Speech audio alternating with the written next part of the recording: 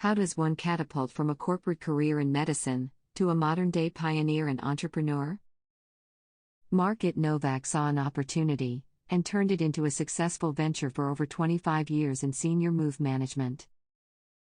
Learn from an expert how to combine passion, purpose, and purse string in this episode of Pause for Purpose.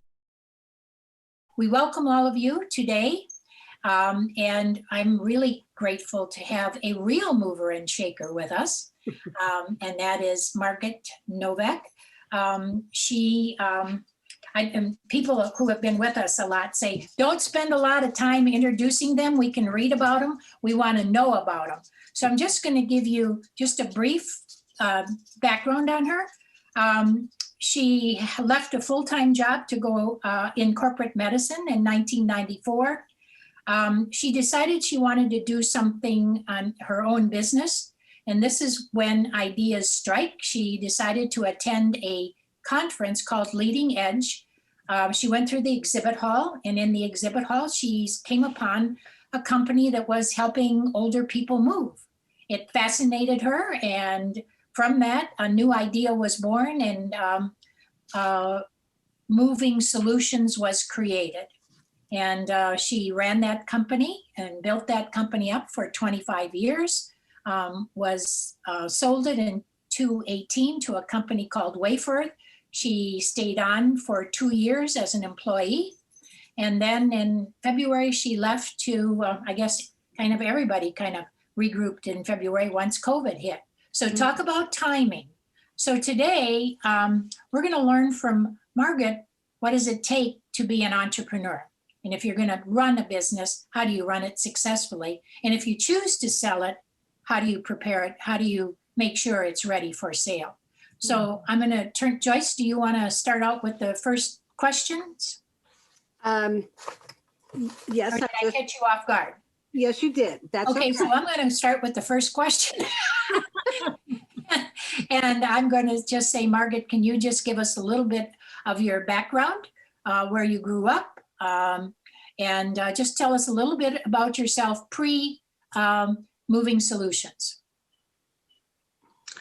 You know, I don't see Margit on the screen. What am I missing? Where could you rate? There you are, dead center. So, Joyce, can you put her in speaker? Yeah, that's what I thought I just did, but wait a minute. Margit, just start talking because we got more people coming in. Okay, Margit, start talking. I grew up and lived in Philadelphia, went to Girls High, University of Pennsylvania for graduate and undergraduate. All of my work was in Philadelphia, so I'm pretty local. And Moving Solutions serve the metropolitan Philadelphia area. So I'm very local. I followed a fairly traditional corporate career, although it had nothing to do with my graduate or undergraduate degrees, but had more responsibility, more money, very nice income, terrific benefits, all things you don't necessarily have when you start your own business. And I had gone through Stephen Covey. I had my list of weaknesses that I thought were my challenges in a corporate setting, and was trying to change that, to change my weaknesses so I could be more successful. And for me, the irony and the beauty of being an entrepreneur and having my own business is that what I saw as my weaknesses in a corporate setting were non-entities when I have my own business. And things that I had not, I would say that Move Management brought out good parts of me that I didn't know were there, but also being a business owner played to my strengths in many ways and didn't play as much to my weaknesses, or I was able to bring people on board whose skill sets complemented mine. And that is for me, was a real wonderful change.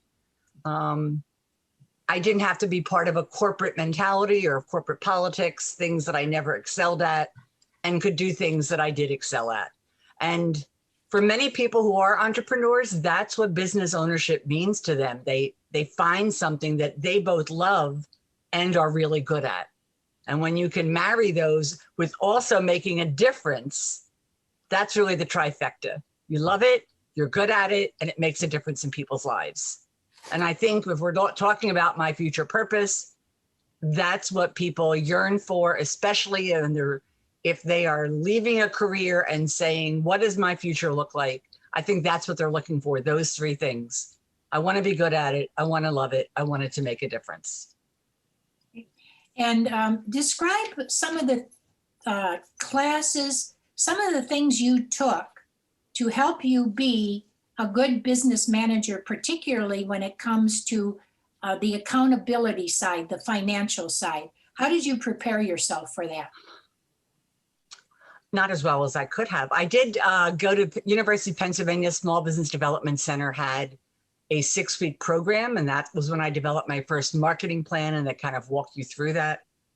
That was helpful. All of my assumptions were invalid, it turns out, in terms of what my revenue would be, what my profit margin would be, but at least I had a structure.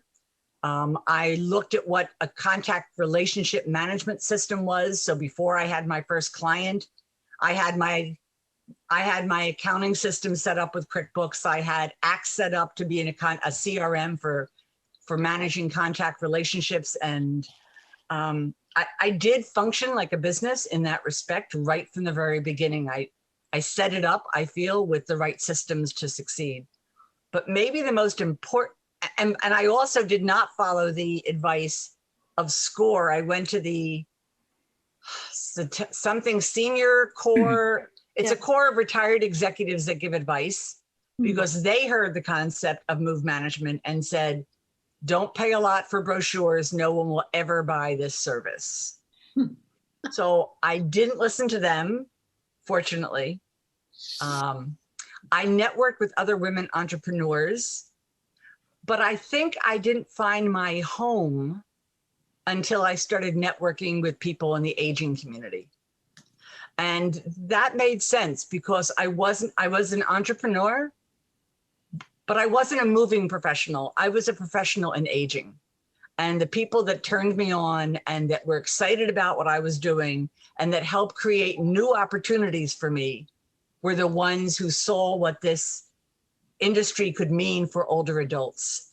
So it was interesting that it took me a year or two to realize that of all the different networking opportunities, the one that was most relevant for me, that excited me most and would be most productive, was that I was a professional in aging. So now you've started Moving Solutions. Tell us about your experience with your first client. Well, if it could go wrong, it did. There were parts that went well. I found it very satisfying. She was very challenging. I didn't even know how to set up a dish carton. When I look back, I can't believe I charged at all. But that was okay, because she didn't pay. But it didn't diminish my excitement. I will say that evening after the first job, my husband who cooks, I was lying on the sofa exhausted. And my husband who cooks dinner said, honey, I have dinner ready. And I said, you're going to have to bring it to the sofa. I could not possibly make it to the table. It was very physical. But they got better after that. And each job was a learning. One job was learning to let go of my clients. I used to say, maybe I'm wrong cutting them off cold turkey. I work with someone and then I end my working relationship. And it took a marketing director to say, your job is to get them to the retirement community. If they continue calling you for problems, they have not really acclimated and aren't really feeling that they are part of our community. They're still in the middle of the moving mentality. And that made me realize that maybe it wasn't that they couldn't let go of me. Maybe it was that I couldn't let go of them. So that was such a valuable lesson, that as a business owner, you do have to love and leave your clients. That's what they hire us for, to help them through, in this case, through a challenging time. But my job was to also end that relationship so they could move on with their life. And that may sound like, well, of course, but if you can get very attached to people you work for. Yes. So that was a learning. So tell us about the comment that your husband made to you about if you're going to do this, it needs to not be a hobby. You need to be contributing to the household. My husband both said, find something you love doing, we'll be okay. And then when I did, he said, but it can't be a hobby. And that's what it required for me to be willing to raise my prices, because I was terrified that no one would buy my services if we raised prices. And of course, they continued to buy services. And one of the biggest challenges for entrepreneurs is to realize that they have to be able to earn a living, and they have to be able to charge enough that they can earn a living, that it's truly not a charity. They deserve to be paid for their time. And if a lot for entrepreneurs that provide a service, or even if it's a product, the time that goes into creating that product. I think we often undervalue what our worth is. I also had to learn the hard lesson, and this is a challenge for a lot of entrepreneurs, that being bigger, earning more revenue didn't mean that I would have more take home. That what you net is important, and the best way to increase what you net is to increase your prices. When you get larger, it almost invariably involves more personnel, more infrastructure. It's not simply I'll double my volume and earn twice as much. It always, there are costs in becoming bigger, which people don't realize. It also means, as an entrepreneur, that once you get bigger, you may find yourself more and more removed from the very thing that you loved doing in the first place. Most entrepreneurs are in love with their business, whatever their service is, but as their company grows, they're busy hiring people, doing evaluations, doing marketing, checking with financials, and they're more and more removed from the people they went to serve in the beginning. So that's why it's especially important to remember that you can stay small and earn more, and potentially keep the size business that you like. You don't have to be bigger to earn more. You have to take home more. You have to charge more to earn more. And that's a hard concept for many entrepreneurs, including myself. Yeah, stay with that one for a second, Margit, because that is it's a valid point. How did you manage that? The thought process you went through to make that decision about which way you were going to move. About whether I was going to stay small or get bigger? Yes. I actually knew from the very beginning that I wanted to be bigger. By the time I had been in business for 3 months, I was hiring people to become team leaders and grooming them to be able to take over jobs. And I succeeded in both training them, and then I empowered them to take responsibility for running the job. And they knew that I would be there to support them, to encourage them, to problem solve if they needed it.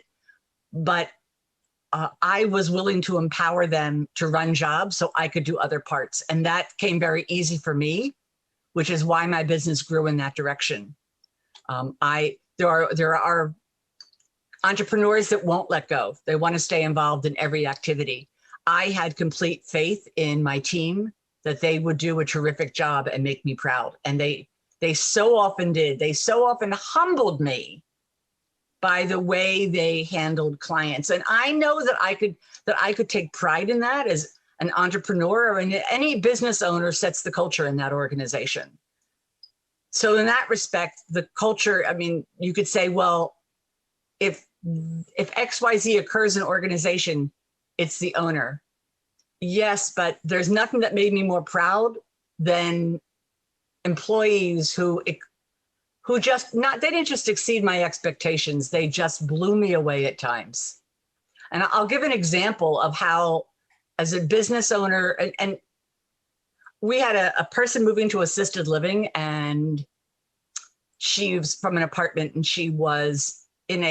we saw that she was using she sat in a recliner, And it was very worn. The arms in particular were worn. And we assumed and said to her, well, of course you're going to take that recliner. That's where she sat. That's where her teacup was. That's where her glasses were. And she said, no, I don't want to because the arms are so worn. I'll be embarrassed. And that night, one of the team members sewed arm covers for her chair. Now, you couldn't put that in a job description.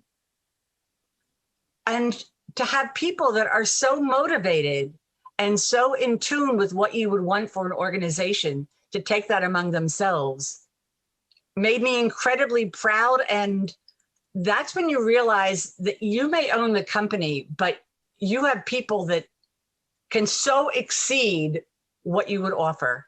And that was a real wonderful thing. I loved being an entrepreneur. I think when you see that in an organization, it doesn't just inspire you, the owner, it inspires other employees, which is why that kind of commitment, and this doesn't have, you could sell tires and be committed to service excellence. It doesn't matter what you're doing, but when other employees see that, that's how that grows. And the sad part is negativity grows the same way when employees see it. But it was very exciting to see positivity and commitment shared among employees. So you decided you would send out some letters to other people who were in the move management business. And you sent out how many letters? And then you contacted ASA to be able to hold a meeting. Describe why you did that, what was the outcome, and how that idea came to you. Well, the move managers who are on the call have heard this story lots of times. I sent out about 50 letters to people around the country who did this and said, this is going to be an industry. Let's get together and create a code of ethics. Maybe we can get insurance products that will serve our needs. Maybe there are research opportunities. We can get a formal affiliation with the American Society on Aging. And the American Society on Aging had named Moving Solutions Business of the Year a few years earlier. They were very receptive to what we were doing, and they gave us free room space. And 22 companies from around the country did come, from as far as California, on the weekend of the Sniper in Arlington. And we had 24 hours, and out of that, an organization was born. I think there are a lot of new concepts. The organization is the National Association of Senior Move Managers, now called the National Association of Senior and Specialty Move Managers. A lot of its members are serving more than just seniors, but I was founding president, and I was really proud. And I think proud not of the accomplishment, proud of the excitement of being with people who share a passion. And no matter what your career is as an entrepreneur, it is very exciting. Or as an employee, I think when people who do enrichment get together, I mean, it creates an excitement. If you're committed to what you do, it's excited to be around other people who are also committed to what they do. And it's like finding your tribe. What kind of services did your National Association of Move Managers create? What kinds of products did you offer to other groups within your association? The association offers extensive training opportunities of how to actually do the functions that most move managers do. It offers a certification that is experience and training related. And I felt really, it takes 40 invoice jobs to become certified by NASM. And I remember looking over those 40 invoices. And in my case, I had to go pretty far back to find jobs that I was personally involved with. But every job was a learning. I remembered most of them, and they were all, they taught me something about aging, something about relationships, about how couples interact. And I was also really impressed that the organization had such a demanding credential. They have an accreditation which looks at business aspects. So they have a national conference. They offer quite a lot of support to people who want to get into the industry. I think most professional organizations do that. It just takes a while for a new organization to gear up and get the things it needs to provide value to members. Okay.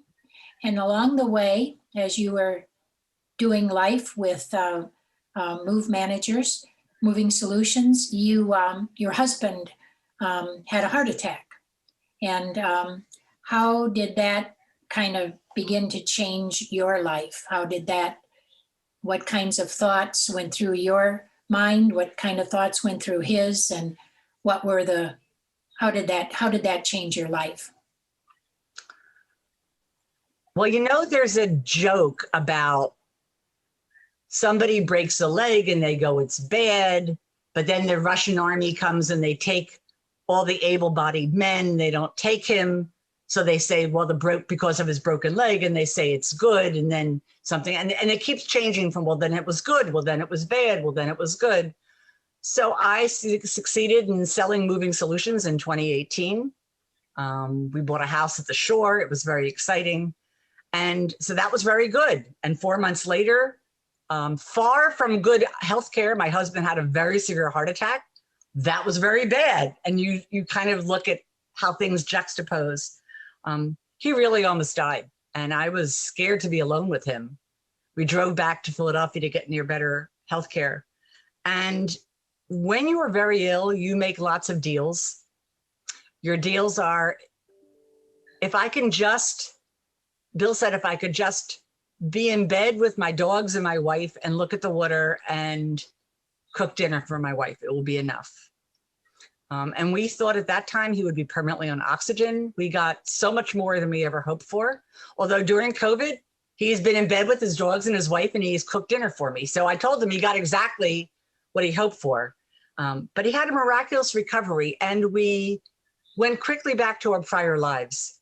I was incredibly fortunate that I could literally be off the grid for 6 weeks, and the staff at Moving Solutions just carried on without me. But I went back full-time to work, and he went back full-time.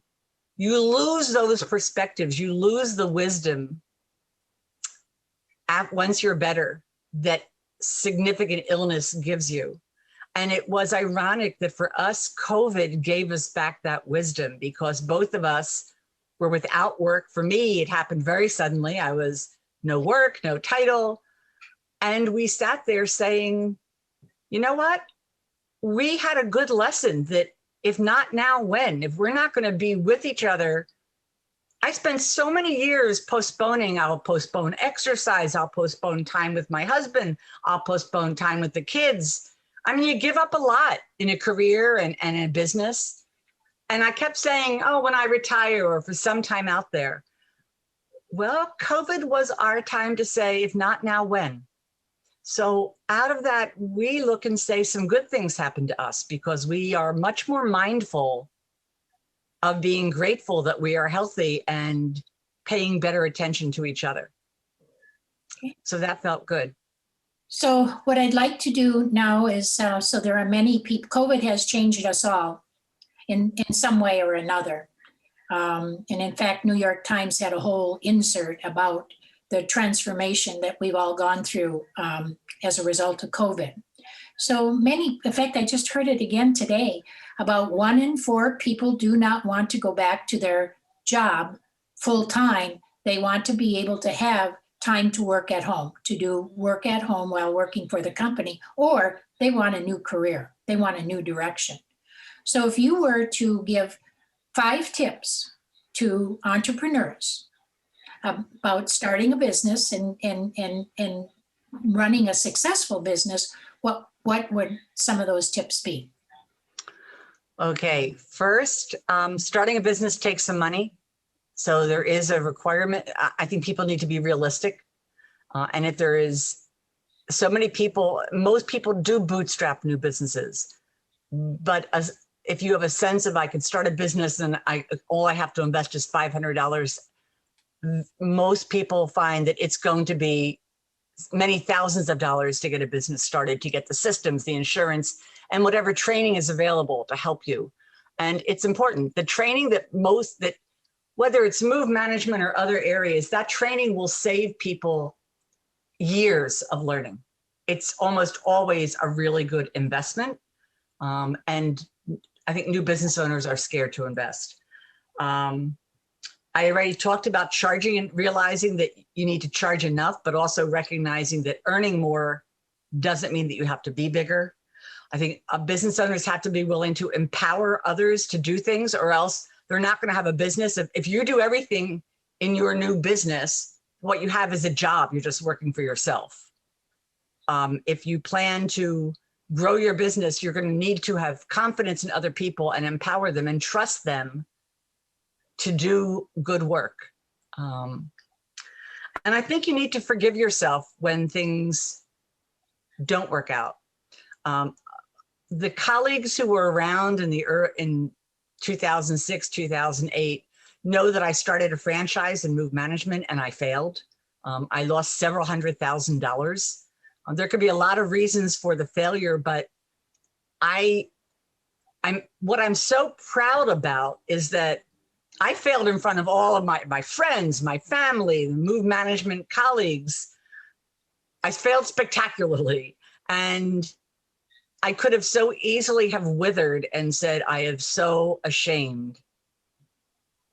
But I somehow forgave myself and went on and had some of the professional accomplishments that I'm most proud of. And I want to say to anyone who goes, but it didn't succeed, forgive yourself. Other people will. You just move on. There were good things come out of failures. I mean, there's lots of quotes about it, but that's because it's based on life. I know they kept talking about how many failures Steve Jobs had before he came up with the iPhone. Well, I'm no Steve Jobs, but I feel very fortunate. That was almost blessed because I could so easily not have gone there. I could so easily have not continued or been too demoralized. Okay. Other topics, other ideas?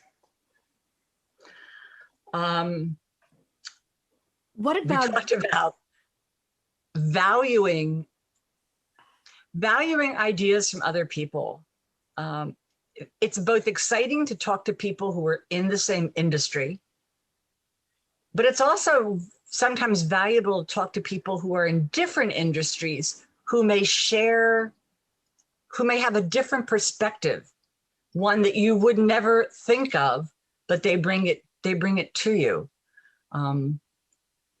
It's kind of serendipitous, but I find that if you put out what you do with passion, people will come to help you, or you'll attract some people who will be excited about what you do, and they will come to help. And they may do exactly what you do, but they may be in very different industries, but be able to share something. I have found that I'm often talking to people in other industries, and I have all these brilliant ideas, I think. And I don't know how many of them are applicable, but it astonishes me how ideas from one industry can often be applied. I was talking to someone who has a business idea where he assumed he had to market one-on-one to the consumer. And I talked with him about finding other people who are marketing to his target clients and co-marketing. And these were, maybe you could say, well, he should have been thinking about that, but whatever. Our industries have nothing to do with one another. And yet entrepreneurs do think in a very entrepreneurial fashion. So talking to them is exciting. There are people who, a woman I know who's 75 who goes to WeWork. Well, she did before COVID hit, which was a group working environment. And she loved the intergenerationality of WeWork. That was an exciting opportunity, Okay. I think, for her. Joyce, did you have something you wanted to, before I cut you off? no, that's okay. Don't go with the questions, and I'll just ask along with that because it may already be asked. Okay. I think it's in the group. So during COVID, you decided things are quiet. You have a lot to offer, and you wrote a book. And the book is called Squint. And it's about kind of the second half of life. You want to talk a little bit about it and what's going to be in it and when we can order a copy of it. Thank you. I would love to. The book is Squint, Revisioning the Second Half of Life. And it is what I've lived and learned. So it's part memoir. It's told in the form of stories that are very memorable. But I found that all of my stories were part of larger stories that connect all of us. When I talked about estrangement with my brother, well, there are lots of siblings who are estranged. I talked about experiences with clients and seeing both, not sugarcoating their life, but also seeing opportunities, clients who I really respected. It covers a lot of different topics, from my own internal ageism, when I say, am I too old to wear this? And then I think, well, aren't I being ageist? I'm judging myself, and that there are rules of what I can and can't wear. So it explores many things I ponder about, but it's a good and easy read. That doesn't mean that it's light. It talks about topics that have been part of a lot of our lives. I think it'll be a great book club book because it gives a lot to think about. And ultimately, I see a lot of opportunity and a lot of possibility. And when will it that's come available out? in the second half of life. When will it come out? It'll be available probably during May. Okay, I'm not sure in time for Mother's Day, but before the end of the month. okay, great. I'll have it on social media and LinkedIn. Okay, Terrific. What do you say we open it up to gallery view? okay. And then while we're doing that, one question that really aligned to what you were just talking about, Margit, do you find it be the folks who worked with you and yourself are in conversation with your clients? Do they open up? Do they pour their hearts out? Or do those kind of situations come up as you get to know them and are in discussion with them in the process of their move or whatever, the level of relationship might be? People vary a lot. But one of the things that many move managers really value are the stories they hear from clients. And when you're dealing with things, because we go all through the house, from the mundane to the ordinary to the fancy, stories come up, and sometimes the stories are about very ordinary things. Sometimes they are about a picture on a wall. It's common for us to ask questions because when we ask questions, we put our clients at ease. We often hear stories. People like telling stories. They're usually stories they've told before.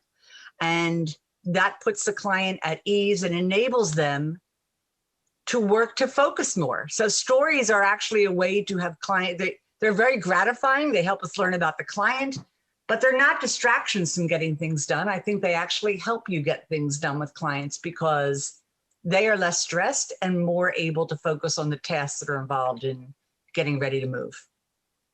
The stories are wonderful. They are what most move managers enjoy most about the business, which is why it can be hard as your business grows and you're no longer with those clients. You're no longer getting the stories or the hugs. And that's a lesson for every entrepreneur that is growing and found what he did to be very, very rewarding.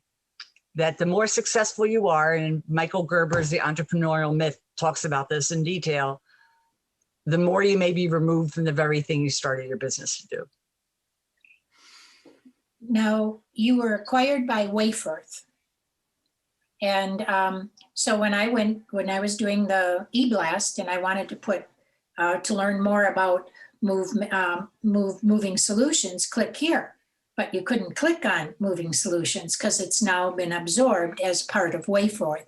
So how has that business that has acquired many other organizations, how is that able to focus on aging and helping older adults based on how you took it, how you grew it?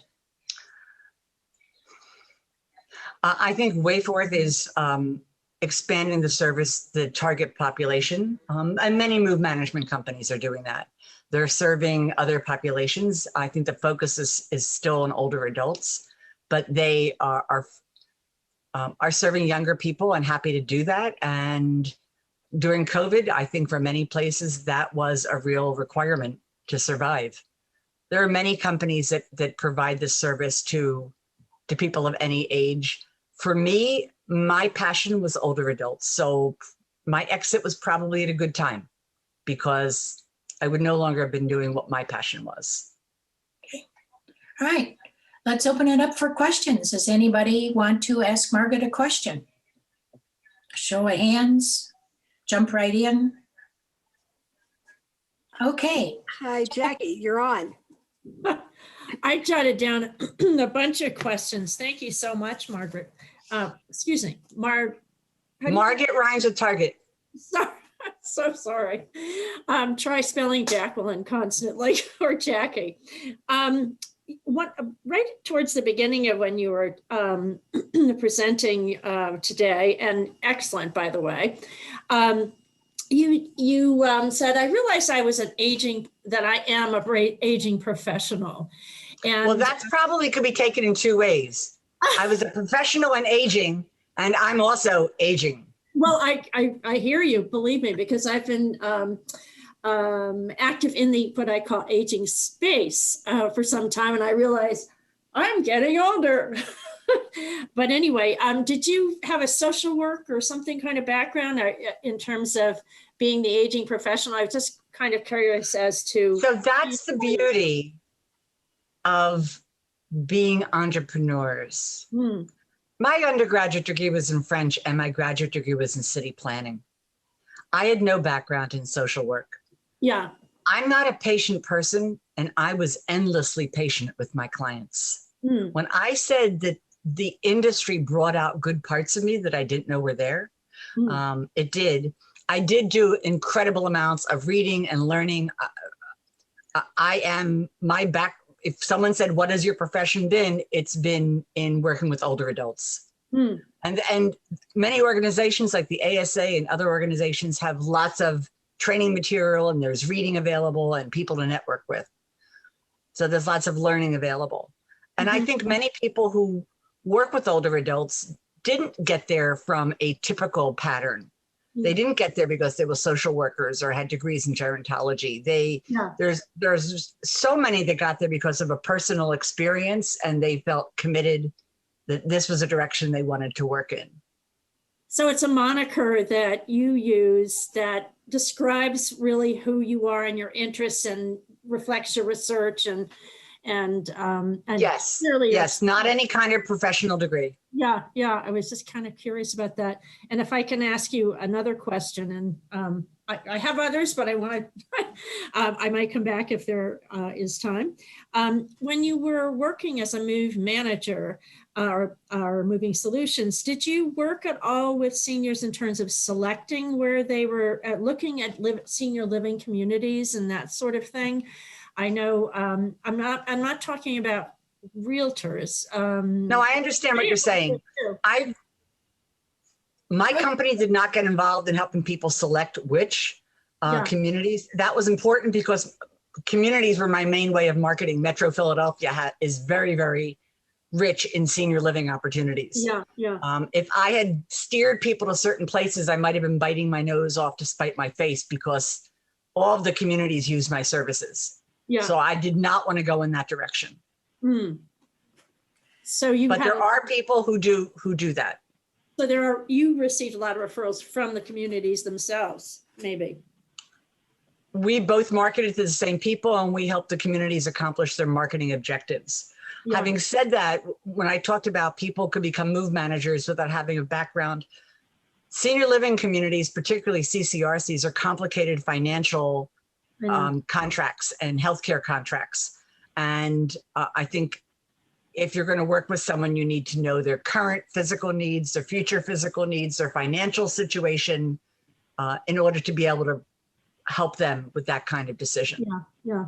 It's not which apartment do you like best. That's the least complicated part of the decision of where would you want to move. Right, Yeah. right. Thank you. Very good. Okay. Anyone else have a question? Well, Sandy, yeah, Sandy you're Timmerman. on. Sandy, you're on mute. Unmute yourself.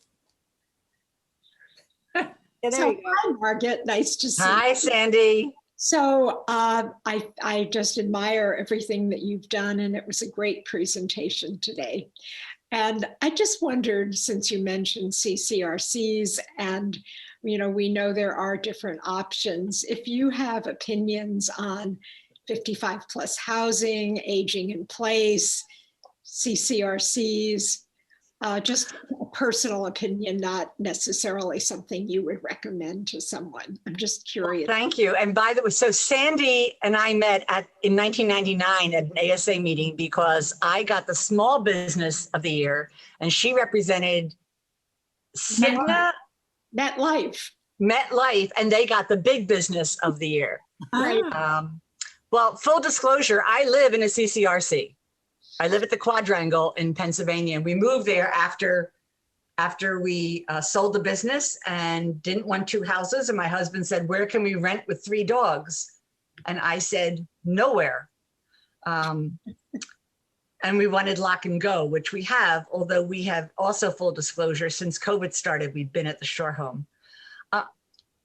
For people, I lived in Metro Philadelphia. One could say, well, what about getting aging in place, age-friendly homes? There aren't a lot of one-story homes around in suburban Philadelphia. There aren't a lot of ranch homes. So part of the living options of aging in place depends on what kind of homes are available. If you want to stay in a certain geographic area, there are a lot of 3-story stone colonials, and those people want to stay pretty close to where they are. So I think their housing options may be dictated in part by how far they're willing to travel to get to different housing opportunities. If they want to stay where their doctors are and their kids are, they're going to be somewhat constrained by what's out there. I find aging in place, I really understand that it's a hard sell.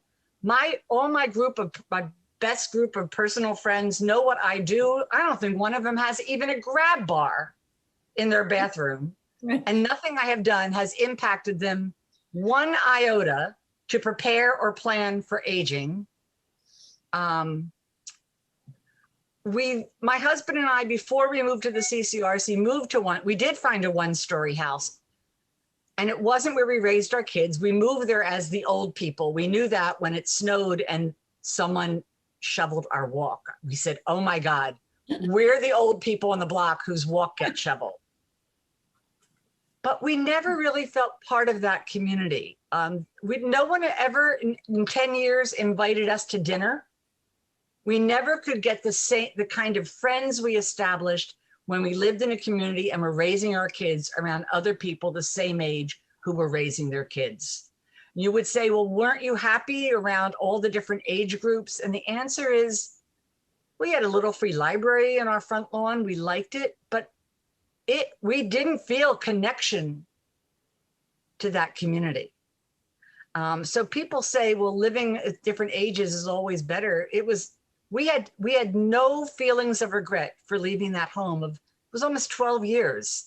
It's not easy to become part of, when you move into a community when you are not the same age as the majority of the people living there.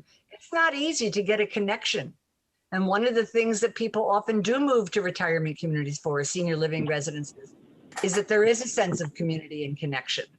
And it is much easier to get to know people and to have people to have dinner with and people to do things with. So if we had good solutions for feeling connected and part of a community, and had people who were really ready to embrace and admit that they need to be planning, I think there'd be a lot more meaningful opportunities for aging in place. But so far, I've seen people pretty much being ostriches, at least people who are my age. I'm 70, and they're doing nothing. And now will be a good time to get it done. I mean, they're all putting lots of money into new bathrooms and new kitchens. It's true. It's true. Any other question? Yeah, Margit, I've got to ask, there are several of you also in here who are in the similar fields. I'm curious if any of you have either dealt with a hoarder. We've all dealt with hoarders. What's that like, and what's that like, and how do you deal with it? Karen, why don't you tell them? Karen's from Canada, so you are now international. Karen, raise your hand. It's hard to tell who's there. You go. Oh my God, I should be bordered in yellow, I think. We've dealt with hoarders. We know our limitations. So we haven't dealt with extreme hoarders because there are a number of people who are qualified and trained to do work with extreme hoarders. But even people who are just really extreme collectors are challenging. And we tend to approach all of the work we do, I think, with, well, if it were me, this is what I'd do. And that doesn't often work because everybody has a different way of looking at things. And something could be totally, we do a lot of speaking. And one of the things that people always, we tell people that the hardest thing really to let go of is paperwork. So some wise person said to me, well, if that's the hardest thing to let go of, what's the easiest thing to let go of? And I thought about it and I thought, the easiest thing to let go of is somebody else's stuff. Because if it's not yours, it doesn't mean anything to you. It does, but it really, at the end of the day, you don't have the stories, as Margit said, that go with that stuff. So an objective person can look at someone who is hoarding and has a lot of stuff and think, how could someone live like that? Well, indeed they do. And so it's being non-judgmental. And that's sometimes very challenging to bite your tongue. But it is understanding and meeting people where they are and listening to where they want to be. But the lessons that we've learned in this business, and we're coming up for our 20th anniversary, but it's just been life-changing. And it was one of the questions I wanted to say to Margit. If you have one piece of advice to give to people about aging, what would it be? Well, I heard a great quote 2 weeks ago. Someone who has a virtual personal training business said the day you retire from your business, the next day from your job, the next day you start your new job, which is strength training so you can remain independent as you age. Brilliant. Because if you don't, the inevitable consequences of aging will decrease your ability to be independent. So I thought that's good. A good reminder for me. Well, I'm following you. I'm watching your journey. I don't know if there's a book in me yet, but I'm watching your journey into this retirement because you're slightly ahead of my curve. So I want to say one thing about hoarding, and there's a story about this in the book. I was contacted by someone who said, I'm tired of living the way I do. I went to visit him and he said, he told me on the phone, he was an 89-year-old retired dentist and he lived in a wealthy suburb of Philadelphia, lived in a 5-bedroom brick colonial. And when I saw that I couldn't get into his garage except through a narrow aisle, I knew what I would find in the rest of the house. I could not see any of the appliances in the kitchen because that also was a narrow aisle. And in all bedrooms, things are piled pretty much chest high. He slept in a cot in the basement. And he said he received meals delivered from Eldernet. And he said he knew all about the Collier brothers, the famous hoarding brothers in New York that were killed when their stuff fell on them. He said no one has been in his house for years as company. He said he hadn't fallen and he knows that he's at high risk to do that, but so far he was doing pretty well and that he's pretty good at, he knows where his medicine is. He's good at medication compliance. And I offered to help him get one area cleared enough so that he could have someone sit down to talk to, just so he could have some company. And he said, I have to ask my financial advisor. Well, that was obviously, I even offered to do it for free. I thought if we can build trust just to get it started. And he kept hesitating. And then he said, I know that I'm putting things above people, but I think I'm doing okay. And this is the way I'm going to live. And I had to respect that because there was a woman who was there from the retirement community that he had considered. And she said to me, how can you let him live this way? And I said, I'm not his mother. He is completely mentally competent. He understands that he's accepted risk. He understands the cost of the way he wants to live. I can't enforce something. Was it time to contact the Area Agency on Aging for their, someone help me here. What are the adult protective services? Intervention? Yeah, I don't know. But this clearly was someone who had made a life choice and it wasn't mine, but he was a competent, we all make bad decisions. We all assume risk. So that was my perspective. And it wasn't, there are many people who, when they hear about hoarders or see hoarders, say, how can people live that way? And as Karen said, they do.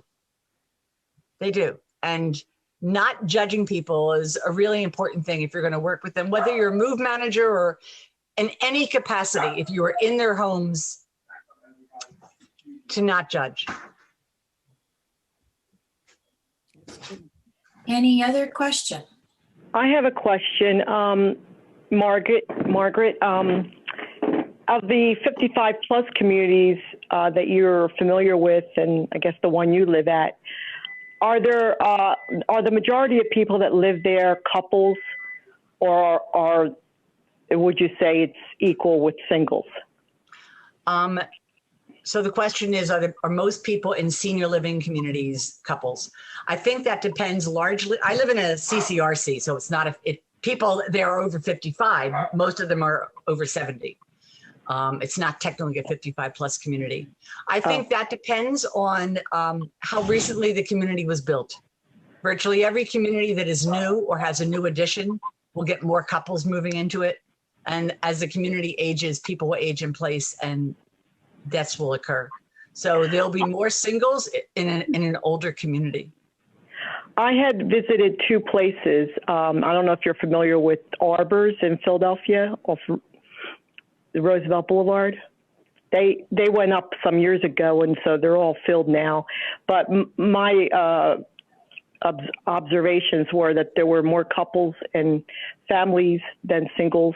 And then I visited another friend and saw that there were more couples there too. So, in Arbors, there was a selection if people were older, that they had apartments versus a house. So I don't know. I don't know where my future lies. I'm in a one-story, which is 2 levels. And people live here for a long time, but like you had said, and I had said before, this is Josephine, by the way, in Philadelphia, that, people keep to themselves and it's isolating. It is. So, we talked about that. People yearn for that sense of community. Right. But if you're a single and the most majority are couples, then you're in the same boat, right? That's why I have I'm just thinking ahead. I don't know where I'll be.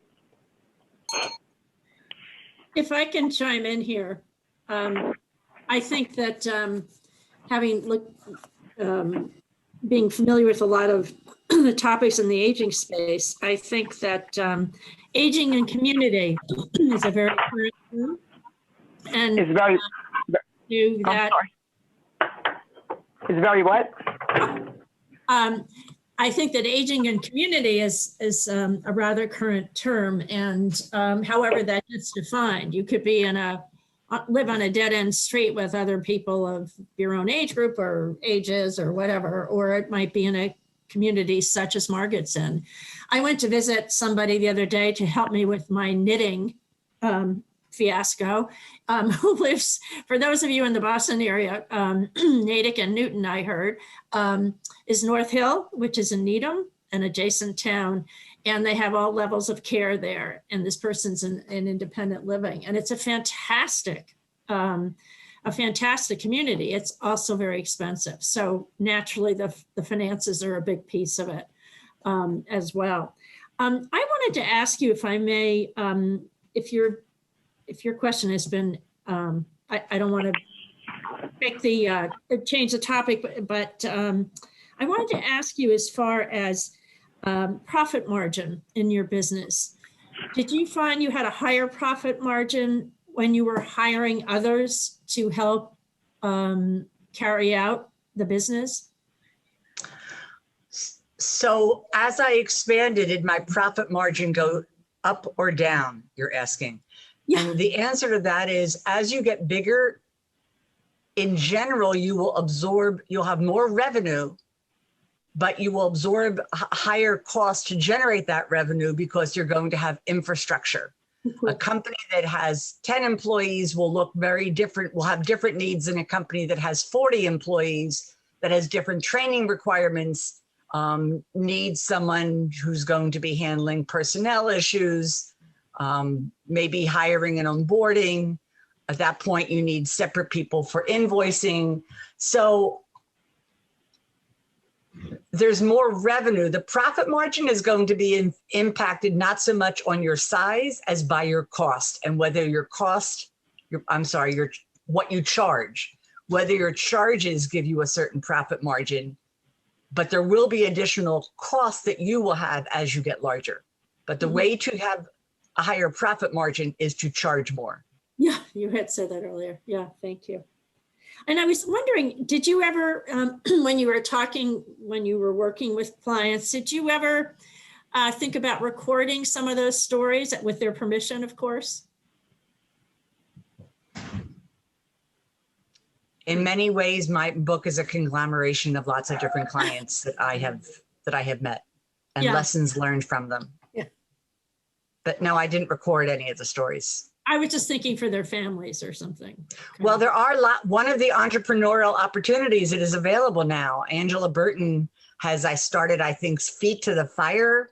Or there are entrepreneurial groups that are promoting and encouraging family members to have the older adult in the family tell their stories, and having younger people help them to get that done.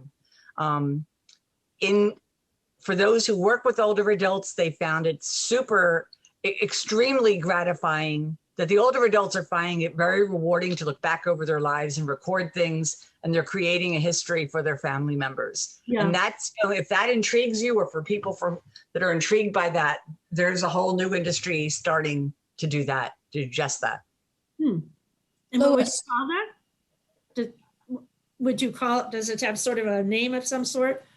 Or that's to be probably personal memoir. Well, maybe not yet, because they haven't started a professional association, but they might. But if you look up Angela Burton and Feet to the Fire, you'll find out about the writing programs that she has started. Hers may be funded, but I think there are numbers of people who are doing this. It's exciting. And it's in part because when people look over their lives as they're older, there's a lot of cohesion, there's looking back, there's forgiveness, there's a change in perspective. People are able to let go of unfinished business and move forward into old age more successfully. So Lois, you had a question. People tell their stories. Thank you. Lois, you're on mute.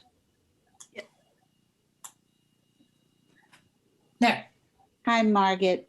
I'm very interested in your story. I've worked for AARP for 26 years, and I consider myself an aging professional, even though my background was teaching. And many of us who have worked in the field of aging consider ourselves aging professionals. And I did want to ask you a question around, as an aging professional in the moving area, what are some of the aging issues that you can talk to us about? But somebody else asked that question, so I'm going to ask a different question. My question is about, given that you are working with people and their things and stuff, did you get involved at all in the distribution or sale of any of their items also as part of your business? So right now we're talking about a business that used to be that I don't own anymore. Personally, every move manager is involved in helping clients decide what they will do with their things. So in that respect, they're always involved with helping clients figure out, are you going to sell this? Will it go to family members? Who will it go to? And they often get involved in that type of distribution. With respect to belonging a disposition, how to profitably sell things that aren't going with them, I didn't do that at the time when I was with Moving Solutions, but the company that acquired me does this, and many, many move managers are now involved in helping people to also try to monetize the things that they're disposing of. Okay, great. Good to know.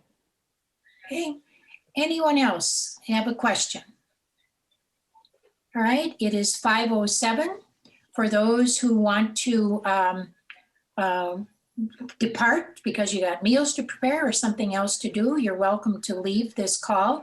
I do want to tell you who's coming up next week. His name is Tom Camber. Tom Camber is the founder and executive director of OATS, which stands for Older Adult Technology Services and Senior Planet. And he will be, he's a leading expert on aging and technology. He is regularly featured on national media. He recently aligned, his company did, as nonprofit, with AARP, who is also now helping to promote what OATS is doing, helping older adults learn how to or shop online, communicate with their grandkids, do a Zoom meeting, all the things that perhaps might be a little challenging and confusing. So Tom will be joining us next week to talk about his nonprofit, where it's going, his successes, and some of the things he's looking forward to. So we hope you plan to join us next week for Tom Camber. Joyce, do you have? The only thing I'll add to that, Vicki and a few of us on this call had the privilege of being with Tom at the San Antonio, Texas Senior Planet Center there. And as soon as we walked into the room, the people in the room said, "We're meeting the rock star." So this is a guy who's non-traditional, who's a lot of fun, extremely engaging, and he is known among his clients or the folks who are participants in the senior planets around the country. They call him Tom the Rock Star. And it was just fun to interact with them and hear their perspective of dealing with this gentleman that they hadn't met until then, but they were really excited to do so. So we're thrilled to bring OATS, Senior Planets, and Tom to you, and we will do that next Wednesday. Followed by, we're going to switch up altogether, and because pickleball was a topic that we got into several weeks ago with Ken Brummelsmith, who's a physician and spoke with us about vaccines and what's going on with the vaccines. And he also mentioned, was later, like, we're going to close down now and move to the bar. And he shared with us at the bar about, he's president of his local pickleball club. And it led to a conversation about interest, the wide interest nationwide in pickleball. And we will have the first week in May, Scott Moore, who happens to be a world pickleball champion. And Ken, because Ken was the one who was instrumental in getting him, Scott is moving or going to his local area, which is out in Mount Shasta, California, and is going to do a clinic at Ken's club out there. All right, so that was an exciting thing. So anyway, the next 2 weeks, that's what's coming up. And it's just each week is exciting, and we're just thrilled to be able to bring it to you. So thank you for joining us. And as Vicki said, if you've got things to do and dinner to prepare, thank you, Margit. The best. Thank you very much. We'll send you the chat box so you can see, but everybody was thrilled. And if you want to stay and join us for after conversation, welcome to the bar. Bye, everyone. Bye. Thank you. Thank you, Margit. That was excellent. Thank you. It was really great.